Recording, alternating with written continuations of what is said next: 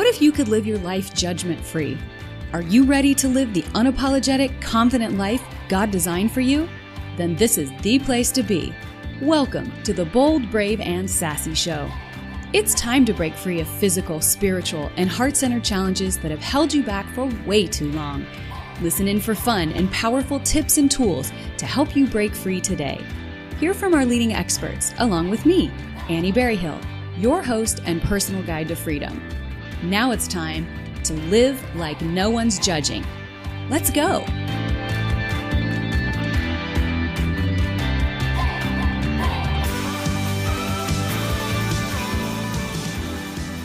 Hey everybody, this is Annie Berryhill and welcome to the Bold, Brave, and Sassy Show.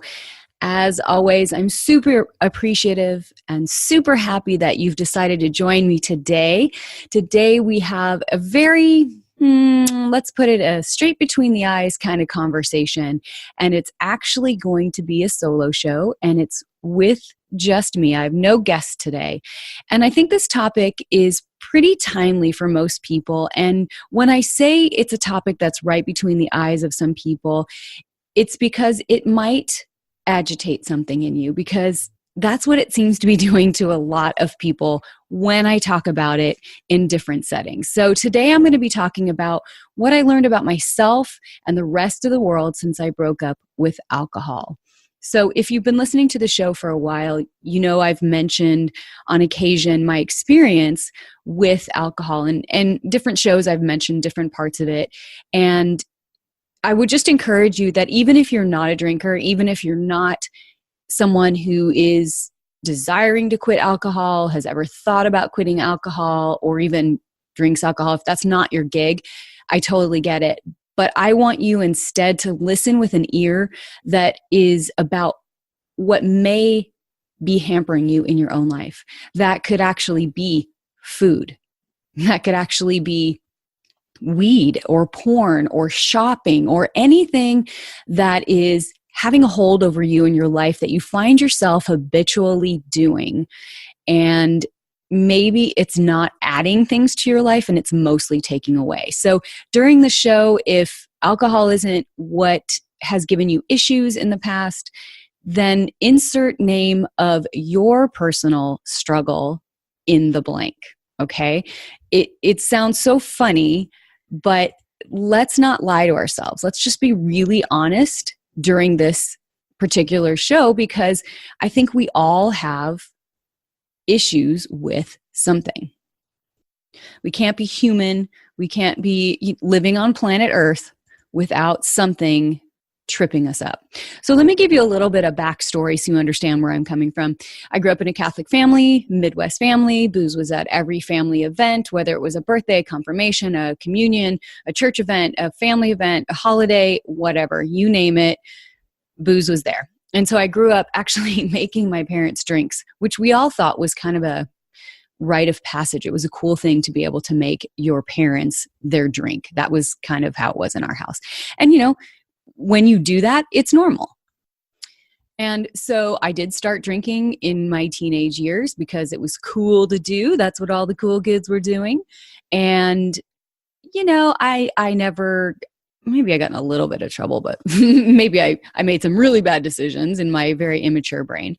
And I remember even when I got married, I wanted to be 21 when I got married so I could buy beer. It's funny to look back and see all these decisions made around this one particular thing. And as I got older, I got to be a mom, and, moms are infamous for martinis and wine, and definitely had that going on. Girls' night out, wine on the street with my neighbors, those kind of things. It was very social. And yet, as I got further down the line, I noticed, further down the line meaning older, as I got older, I started to notice that there was some particular patterns of behavior that were happening to me, let's just say, and it revolved around drinking. And I found that when I noticed those patterns, so one of the patterns that I always talk about is the fact that when the sun would start to set, it was a trigger to me to, remind me it was the time of day where I needed to start thinking about making dinner. Okay, the day's winding down. Everybody's going to be hungry. I need to make dinner. It also became this time where I would pull out the wine and drink wine as I was cooking. Now, I mean, that's so glamorized and so perpetualized, I guess, on TV. Like, that's just a normal thing to do. And that's fine. There's no judgment in anything of what I'm talking about today. This isn't about judgment at all. So just be sure this isn't about between your eyes because I'm judging. I'm just restating things that I noticed and realities around me. And so, like I've said before, when you start to have an awareness about something, you can't become unaware. What you do with the awareness really is up to you. And for some people, an awareness is just a passing storm cloud. Oh, that's interesting. And then it's out of sight, out of mind. But for me, I really started wondering if, for a while, I actually thought maybe I was an alcoholic. I have an alcoholic parent. And of course, those things run on family lines. And I thought, oh my gosh, I must be an alcoholic. But yet, when I've actually gone to AA just to check it out, it was part of an Al-Anon program I was in. And when I was there, I didn't feel like I was emotionally in the same place. I didn't feel like I had that same relationship with alcohol. And some people who are in the program would probably go, yeah, you're the classic. I don't know. I didn't really tie into that. I didn't feel like, oh, I found my people. I found people that get me. I really felt like it was a pattern, that it was a habit, that it was just this reactive thing that I did to a setting. So go out with friends. Yes, you order a drink. That's what we did. It just was this sort of mindless, robotic thing that we did. And so when I stepped back and I looked at it, I was like, man, this is just a habit. This is just a pattern, sort of taking me without me being mindful about it. So I tried on several occasions to not drink anymore. But the interesting thing was I was coming at it from this, oh, I have to give up alcohol. I don't want to drink anymore. I just, it was kind of like wimpy. That's the best way I can describe it. I felt like I was a submissive dog and that alcohol was the master.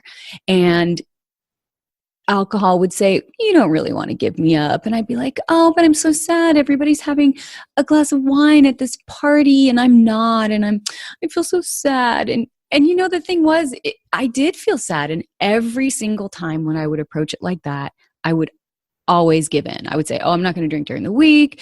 I'm only going to drink on weekends. And then before long, I was right back into my old way. So I had wanted to remove alcohol from my life for a while, but I just hadn't figured out how that worked in with a pattern of behavior.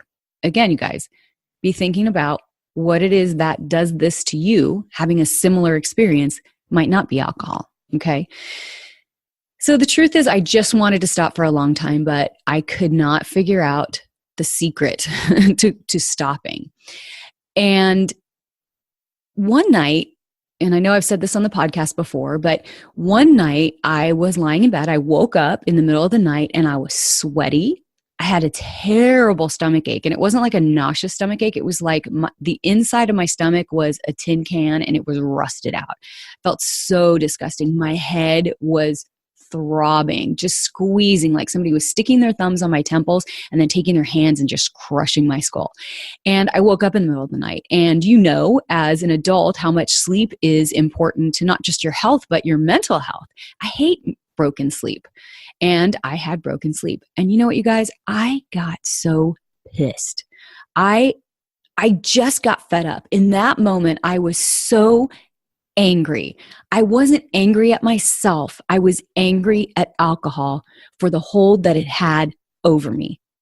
And I literally felt like it was a force, and it was standing in my room, like that master again was just standing in my room going, yeah, I'm here. What are you going to do about it? And I just remember in my head just screaming at it, going, I hate you, alcohol. I hate you, alcohol. I hate you.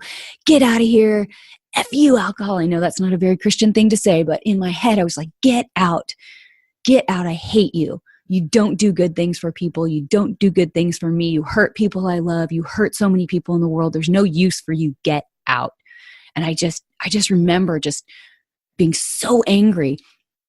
And in my mind, I don't know, I could see it leave. It walked out my bedroom door. It was hanging its head. Its shoulders were slumped over, and it left. I just was like, talk to the hand.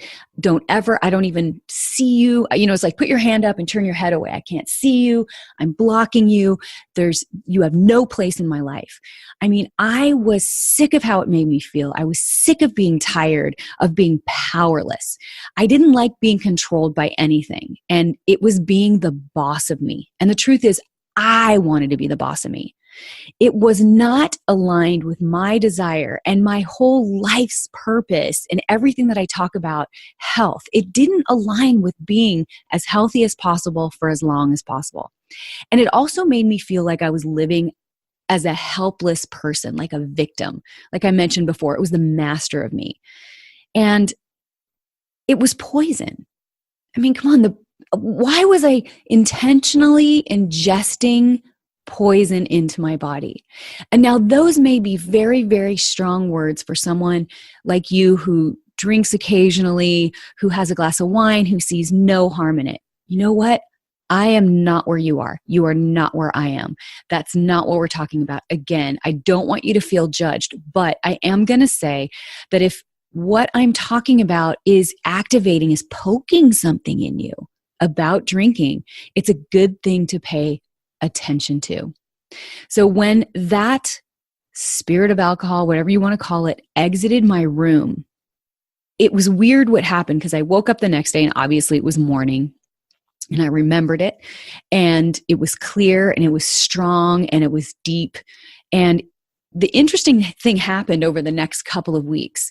I just started not drinking. I wasn't having drinks. I was having LaCroix. I was having, flavored water with some LaCroix and a lime. And I just was drinking that instead. And I didn't say anything to anyone. And because I certainly didn't want to say I was quitting alcohol and tell all these people and then fail 2 weeks later like I had done before.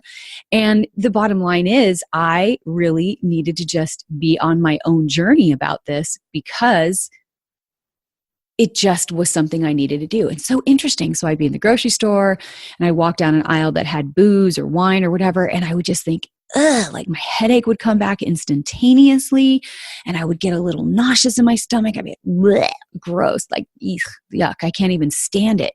Or I would see something and I'd be like, I hate you, alcohol, I hate you. And just like that fervor and that intensity of hatred just came back whenever I saw it on anything.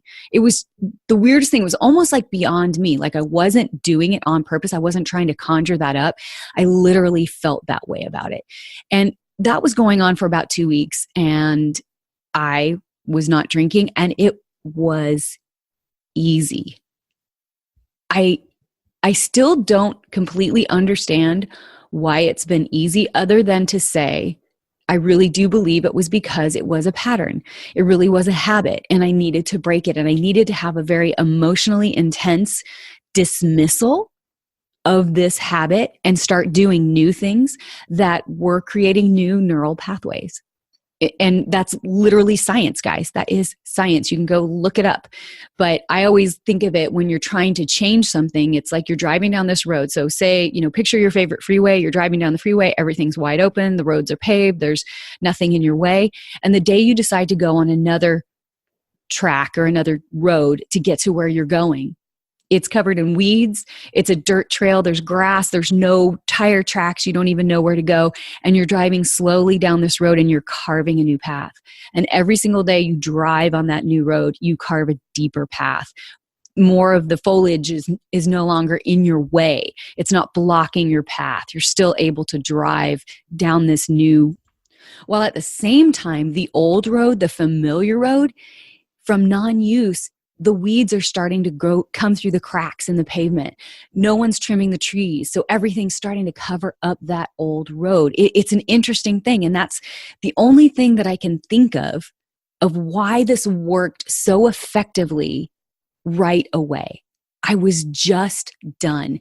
And it's really interesting what happened around me when I did that. And here's some of the things that I've learned and how I'm different and how I feel like I'm better because of doing this.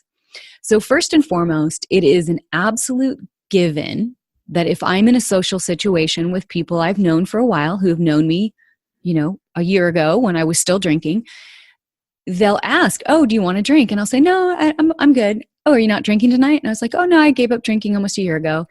And they'll be like, "What? You gave up drinking?"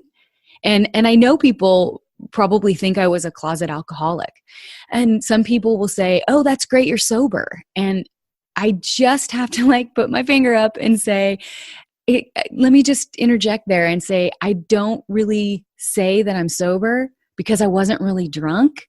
I just kind of was habitually drinking. I really just go with, I'm a non-drinker. That's what I feel like. I really resonate with, I'm a non-drinker. I'm blonde. I am 5'4". I am a non-drinker. It just is a normal thing. So it really elicits a lot of discomfort initially around people that I know. And some people even go as far as to start justifying their drinking or saying, I've been really trying to cut back too, and I'm really working on that, and I think it's important. And it sort of pokes at people in a very strange way. And I think some of it is because some people perceive that I'm judging them by what I'm doing. They may be wrestling with their own habit or their own reliance or even an addiction to it. And it also shifts our interactions because if I'm in a social situation and they're drinking and I'm not, we're kind of in different mental states where, obviously I'm clear-minded, I'm sober-minded, and they're somewhat affected by it. I mean, that's the point of drinking, right? And it also changes established dynamics in a relationship. So if you have relationships with people and they always expect that this is what you're going to do when you're together, there's so many established dynamics that if we pay attention to them, you can see that they're there and they may or may not be beneficial. So for example, I know that there's some people in my life that somehow we started a dynamic of I'm the person they come to when they're struggling with a problem. And unfortunately, sometimes we don't actually have a friendship outside of my problem solving in their life. And then they go off on their merry way with their problem solved or some new action steps to take. And then when they come back, it's not because it's to see how I'm doing or to see what's going on. They're coming back because they have another problem. And it's the same thing with drinking. I've noticed that people expect you to behave in a certain way and do things in a certain way. And when you don't, it knocks them off kilter, I should say. And it makes them feel a little bit uncertain because now they're dealing with you as a different person, so to speak. So it's been really, really probably the biggest thing is to watch how and what it brings out in other people. It's funny too, because I really don't judge. I mean, I know for me, it's the right thing to do for a lot of reasons, but I can't move someone in that direction and I can't tell someone that. It's just my thing, just like whatever you decide to do is your thing. So it's really powerful. Now, what I've also learned and been really empowered by, I've been able to parlay this decision, this moment, whatever you call it, in breaking up with alcohol to understand the power of habits and the power of patterns of behavior and thinking and how much I actually do have power to rewrite them. Because stopping drinking after 30 plus years, I'm going to say it's probably even more, of having sort of that habit is, for a lot of people, a lifelong battle. And whereas I felt like it literally was flipping a switch, it was just done. I was just done. And yeah, there's times that I go, oh, champagne at brunch. I remember how much fun that was. That was so enjoyable. And I really enjoyed that until I think about the big headache and the nap that I needed and the wasted Sunday that ensued. So yeah, there are times that I still want it, but I really like to take a deep look into that and go, what is it that I'm really looking for here? And, for brunch, it was the fun. So the power to rewrite any habit or behavior of thinking is totally possible and doable. And for me, it came down to basically 4 things. I made a decision. I dismissed what I didn't want to have be true anymore or be doing. And I turned from that. So I made a 180-degree turn from it. And at the same time, I inserted a new habit or behavior or way of thinking. And then finally, and I guess this would be 5, and finally, I think this was the most important part, that I was committed to that thing and I was defining my identity in alignment with that behavior. So before, when I tried to quit and stop drinking, I would say, I'm not drinking. And when I said I'm not drinking, we know that the power of our mind, we don't hear the negative. We would just hear drinking. And honestly, if someone gives me a rule, there's a part of me that wants to buck the rule and to go up against it and to butt up against it. And so when I say I'm not drinking, I'm not having, it's like a line in the sand. Oh yeah, you are. and it would always work that way. But since I've started saying I am a non-drinker, the difference in my approach and my attitude and my belief and my power in this is ridiculous, because it's who I am. I am a non-drinker, and I do behaviors that are consistent with who I believe I am. Does that make sense? It's really a powerful thing that I think is underused, underutilized, or not completely understood, that we're not using to get to our goals. The other thing that I learned is that I really, really enjoy being clearheaded. I mean, aside from being sleepy, I don't ever have to worry that I'm going to run my mouth off on its own, because when I'm not drinking, I'm actually in control of my mouth a lot more, and I think before I speak a lot more. I'm not going to get as loud and crazy, which I think some people sometimes miss, but I can look back on a lot of times and think to myself, I wish that I didn't do that. I don't ever have to wake up with a hangover headache or a rusty stomach or have broken, sweaty sleep from it. And I'm able to drive myself and other people everywhere all the time. If I want to get up and do something at 7 o'clock at night and requires me to drive, I don't have to think, oh no, I just have to be relegated to the house because I've had a couple drinks and I'm not going to get behind the wheel. So I just think it's so empowering to do this, to be past it. And again, insert the name of whatever's holding you back in the place of alcohol in this conversation. So some of you might think, oh my gosh, Annie, you're such a control freak. Well, I have been accused of that before, I will say. But in this case, I don't think it's a bad thing. And if you're sitting there thinking that I am a control freak, let me ask you that. So if you're thinking right now you are a control freak, let me ask you what your status is with drinking. What part of your experience, your pattern thinking and behavior is being poked right now by what I shared? If something's being poked, if something's coming to the surface, I want you to not let that become a source of anger or, kind of like, why are you saying this to me? It's not me, and fighting it and making excuses and justification. If you are agitated by that, then I humbly suggest that instead of going outward about what I said, go inward, reflect, be aware, be mindful, and try to understand the root of why your feelings were just triggered by what I said.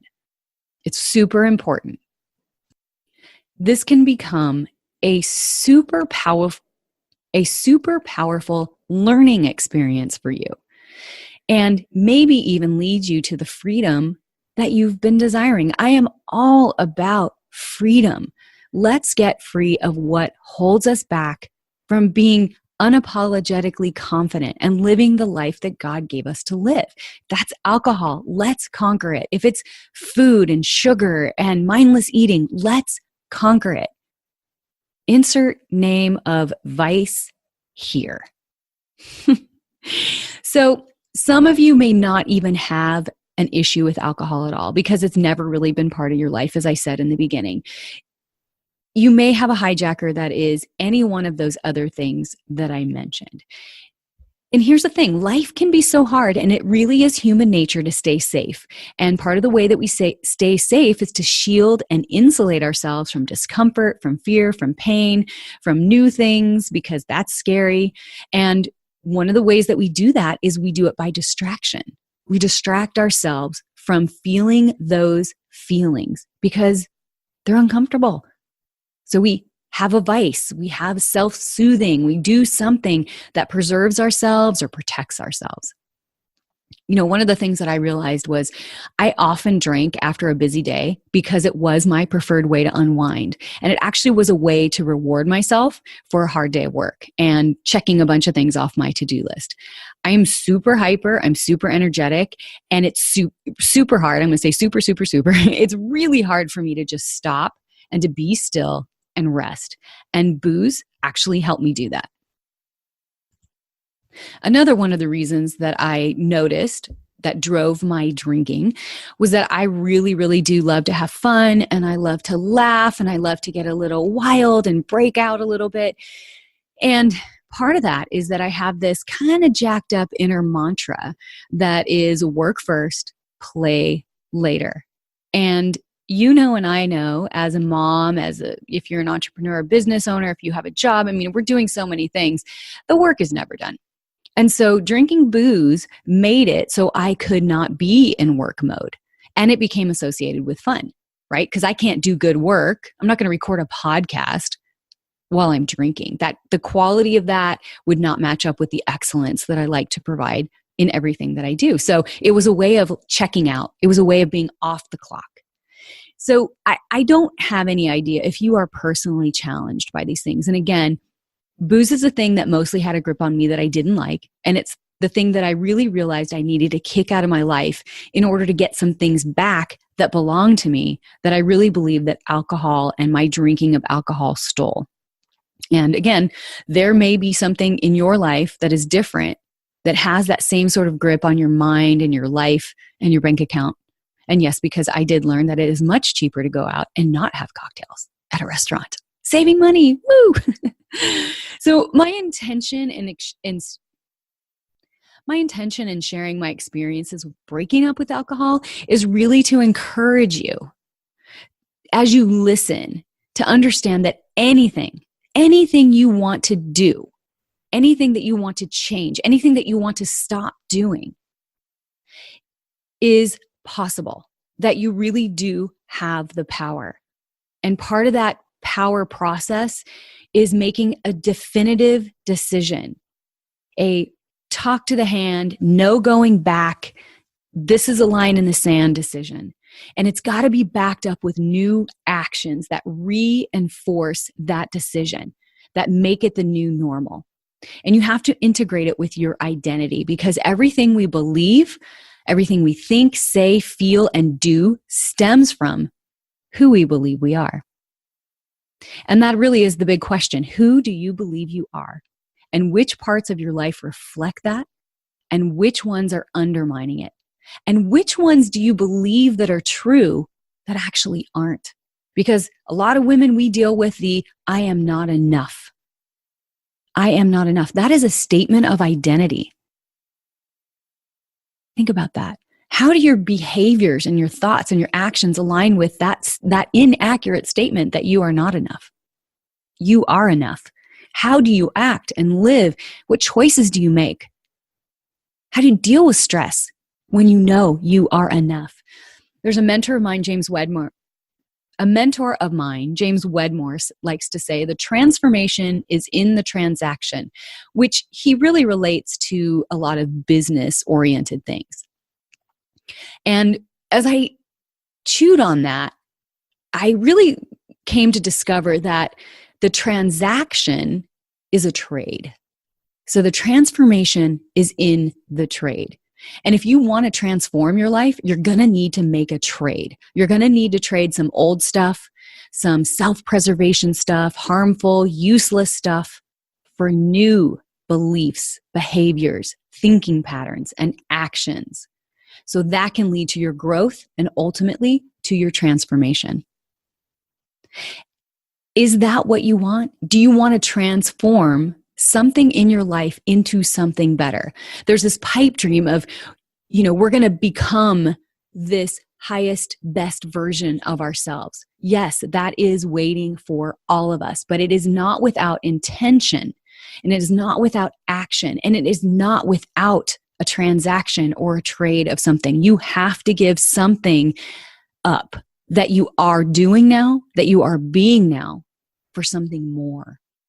And that's one of the reasons that I love to make myself available to people who want to transform their lives, whether it's a new physical self, a new healthy self, a new improved inner operating system, meaning how you think, or you just want to quiet the voices of the world that tell you who you're supposed to be and connect with your spirit self and connect to God in a deeper way. That's why I make myself available on my discovery sessions, my lifestyle strategy sessions, because in that 30 minutes, we're going to just wade through some crap, and you're going to be able to understand what is at the base that's driving you in the direction you don't want to go. It's a powerful thing. And if that's something that you want to do, I have it set up that all you have to do is go to the show notes page at boldbravesassyshow.com and look down right below the header. There's a little box that says reserve your lifestyle strategy session with Annie now. Just put your name and your email in there and I'll be notified, and then we'll set it up. We'll set up a time that we can talk for 30 minutes and figure out what you can do. What is the next step? What is the thing that's blocking you? I mean it. In 30 minutes, we'll be able to figure it out, or at least have a good sense of the direction you need to go. So I hope that you've enjoyed this show today. It's highly personal, and some of you may have found that it is a little bit through the eyebrows. Some of you may have experienced a little bit of a shot right between the eyes, and it's something you needed to hear, and you might feel a little agitated, uncomfortable, maybe even a little bit mad at me right now. I get it. I understand. But that's the first step, is being aware that something is unsettled in you. And usually that's the place to start. So I hope you've enjoyed this show. I hope that you've been enlightened, informed, inspired, and motivated to do some deeper digging into your personal sticking points, and then also have a greater sense of confidence that you're going to be able to get over them, to conquer them, to move on and move into that life that God created for you to live. That sense of peace and joy and being in His flow, which is just like so cool, so nice. That's where I want to be. And, I think most of us want to be in a peaceful, happy life full of joy and fun and love and accomplishing things that matter to us with passion. So this is Annie Berryhill, and thank you again for listening to the Bold, Brave, and Sassy Show. Please share this with people you know and love and that you know will enjoy listening to the shows. And as always, be well and be blessed.